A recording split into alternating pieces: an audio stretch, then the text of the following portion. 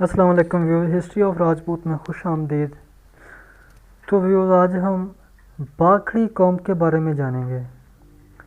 Sorry, Bakhri नहीं, बागड़ी। तो viewers, अपनी वीडियो की जानिब चलते हैं। बागड़ी कौम ज़्यादातर गैर मुस्लिम हिंदुओं पर मुश्तमिल है और मशरक़ी पंजाब हिंदुस्तान में आबाद है। ताहम इसके इक्का दुक्का ख़ानदान मुसलमान भी हैं जो मगरबी पंजाब पाकिस्तान में सुकूनत रखते हैं। इस कौम का असल मरकज़ बीकानेर, इंडिया, सरसा वो भी इंडिया में, और हिसार का इलाका वो भी इंडिया में।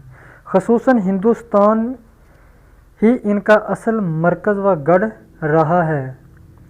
इस कौम के मुतल्लिक़ की रवायत है कि इनका ताल्लुक़ राठौर राजपूतों की ज़ैली शाख है, यानी यह राठौरों की ज़ैली शाख है बागड़ी कौम।